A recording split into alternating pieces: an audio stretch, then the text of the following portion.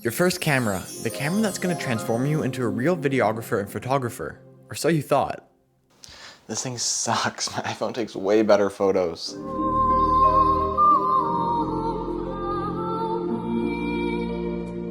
Dude, you got it all wrong. First of all, how is my camera talking? And second of all, how am I wrong? There's no way that your camera does not determine whether you are a real videographer or photographer. It's not the camera that you have, but how you use your camera that determines whether or not you are a real videographer or photographer.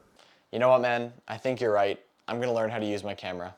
That's why I'm going to teach you exactly how to use your camera so that by the end of this video, you'll be able to shoot stunning photos and videos. The first subject of the day is aperture. Aperture is a setting that controls how much light is let through your camera's lens. If you have a really low aperture like f2, lots of light will be let into your camera, although if you have a high aperture like f22, very little light will be let through. I'll use this old film lens to demonstrate. As you can see, I'm at a really low aperture. This lens only goes down to f2.8, so that's what I'm at right now. And as I change my aperture higher and higher and higher, all the way up to f22, you can see how much smaller that hole becomes. As you can see, at a really low aperture, the hole's really big, and at a high aperture, the hole's really small. Aperture also controls how much is in focus and how shallow your depth of field is. As you can see, when I have a really low aperture like f2.8, only the lip balm is in focus, and everything else is super blurry. However, if I raise this to f7.1, the eraser and the whiteout come into focus more. And if I raise the aperture all the way up to f16, everything will be in focus. Therefore, the lower the aperture, the less it's going to be in focus and the more shallow your depth of field is going to be. And the higher the aperture, the more that's going to be in focus and you're going to have the less shallow depth of field. Okay, aperture makes sense. Let's move on to shutter speed. Shutter speed is a setting that controls how fast the shutter of your camera closes, which determines how blurry or how much motion blur is going to be in your image. Additionally, shutter speed also controls how much light is being let into your image. If you have a really slow shutter speed like 1/2, there's going to be lots of motion blur and a lot of light. However, if you have a really fast shutter speed like 1/500, there's going to be very little motion blur and less light. Let's look at an example so this makes more sense. My camera is set to a shutter speed of 1/10 right now, and as you can see, when I wave my hand, there's lots of motion blur. However, when I set my shutter speed to a high shutter speed like 1/500, there's no motion blur at all. Therefore, when shooting fast-paced things like sports, we want to use a really high shutter speed so that we can capture all of the moments. However, if we want to get that cool effect that we see in Travis Scott's music video, we want to lower our shutter speed down to something like 1/10. Okay, shutter speed done. Let's move on to ISO.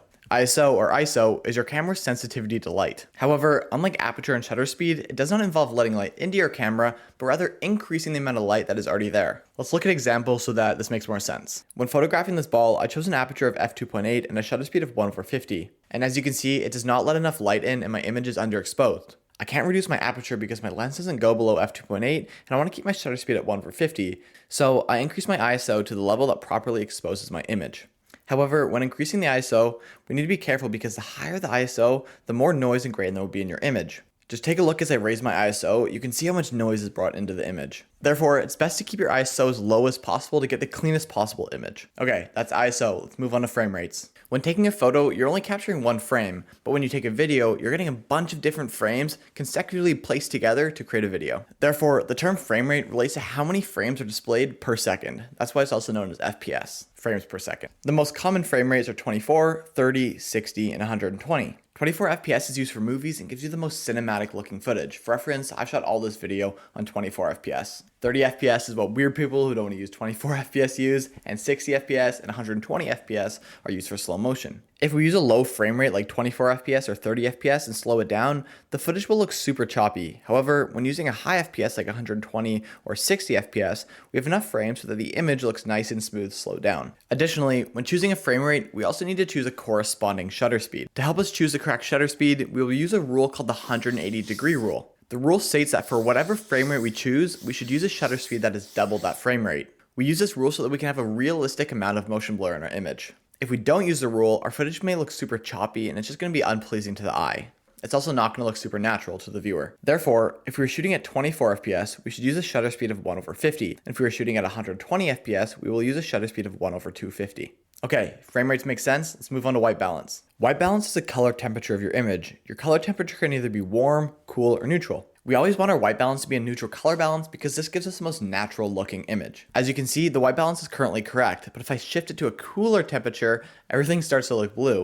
And if I shift it to a warmer temperature, everything starts to look really orange. So how do you set your white balance? Well, I actually keep my white balance on auto because most modern cameras have phenomenal automatic white balance settings. So to be honest, if you have a camera from like 2015 or newer, maybe even older, I would highly recommend just throwing an auto white balance. It's one less thing to worry about. And most of the videographers and photographers that I know actually use automatic white balance. So just throw your camera on automatic white balance and don't worry about it. Okay, white balance is done. And that is a wrap of this video. I hope that you learned something new and feel more comfortable using your camera. If you have any questions, feel free to rewatch parts of the video or drop a comment down below. And I will catch you guys in the next video. Peace.